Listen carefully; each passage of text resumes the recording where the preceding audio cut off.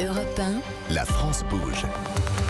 Elisabeth Assayag. La France bouge et nous sommes toujours avec Olivier Andriès. Vous êtes le directeur général de Safran. Ce qui fait la force de la France, Olivier Andriès, ce sont nos compétences, nos formations, c'est l'apprentissage. Vous avez donc 80 000 salariés, dont la moitié en France, et vous avez entamé un plan de recrutement depuis un an déjà. Oui, absolument. Nous avons recruté cette année 14 000 collaborateurs dans le monde. C'est énorme, 14 000. Mais comment vous faites pour attirer les talents ? C'est quoi la clé ? Parce qu'aujourd'hui, c'est ce qui est le plus compliqué, c'est de les attirer et de les garder. Merci de me poser cette question, c'est un point fondamental. C'est une clé parce que la première richesse et le premier atout d'un groupe comme le nôtre, ce sont nos collaborateurs et le talent de nos collaborateurs.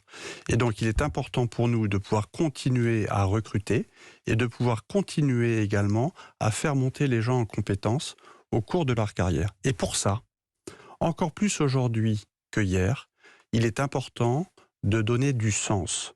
Il faut que... Et les jeunes générations sont encore plus... Elles ont encore plus envie de rester s'il y a du sens. D'avoir du sens. Et donc, nous, on leur donne du sens. On leur dit, rejoignez Safran, vous serez un acteur de la décarbonation de l'aviation. Vous ne serez pas sur l'estrade, à l'extérieur, en train de jeter des tomates sur ceux qui essayent d'agir. Venez nous rejoindre. Vous serez un acteur de la décarbonation et vous pourrez être fiers d'être un acteur de la décarbonation. Et par rapport au domaine de la défense, ils sont aussi là pour défendre des valeurs essentielles. Et dans le domaine de la défense, c'est pareil. Et si vous voulez, ce sujet, il est devenu de plus en plus important ces derniers temps. On avait déjà vu un changement suite aux attentats de Paris, le Bataclan, etc., avec des équipes qui travaillaient dans le domaine de la défense et qui étaient fières de travailler dans le domaine de la défense. Elles se battent pour les valeurs de la démocratie et vous montrez que vous êtes capable de vous défendre en travaillant chez Safran.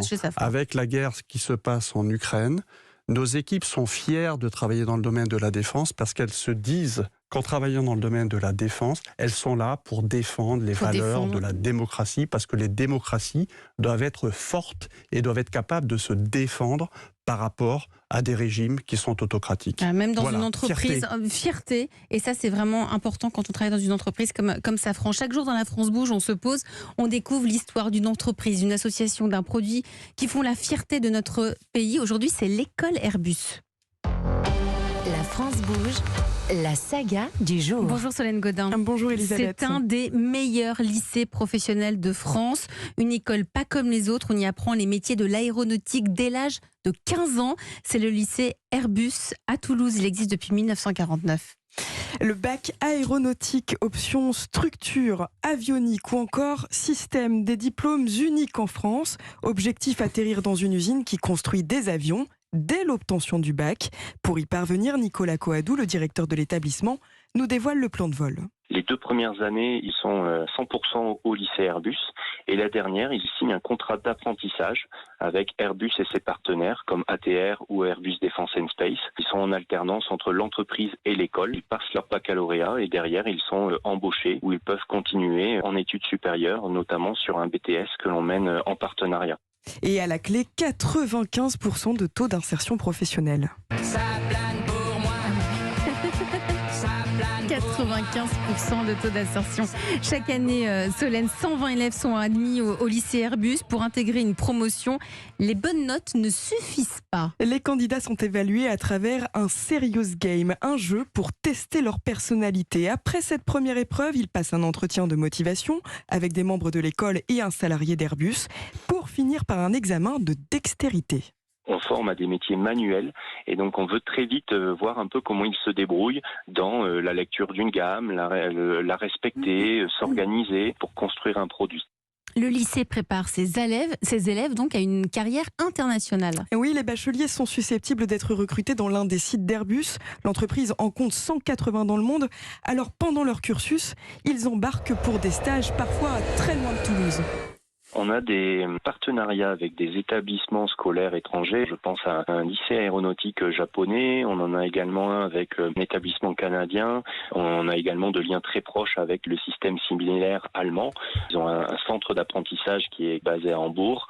Il y a également toute une structure qui est faite en Angleterre. La thématique de la formation initiale au sein de l'entreprise fait partie des priorités, quel que soit le pays. Parmi les élèves de ce Poudlard de l'aéronautique, seulement 25% de filles, un chiffre que le lycée Airbus espère voir décoller dans les années qui arrivent. Merci Solène Godin pour cette saga du lycée Airbus. Il y a beaucoup de femmes qui travaillent chez Safran? Environ 28% de femmes chez Safran. Environ 28% de femmes et 22% dans ce qu'on appelle les cadres dirigeants. Les cadres dirigeants. Les cadres dirigeants. Mais en fait, nous sommes dans l'aéronautique, nous sommes le reflet de ce qui se passe dans les écoles d'ingénieurs en France, parce que nous recrutons essentiellement dans les écoles d'ingénieurs. Et donc, la proportion de femmes que nous avons chez nous, et c'est pareil chez Airbus, ça, c'est le reflet de la proportion de femmes dans les écoles d'ingénieurs. De plus en plus, ça va être de plus en plus important. C'est déjà la fin de votre émission. Merci à tous. Merci à Thomas Baudin, vous êtes le cofondateur de Deep Purple.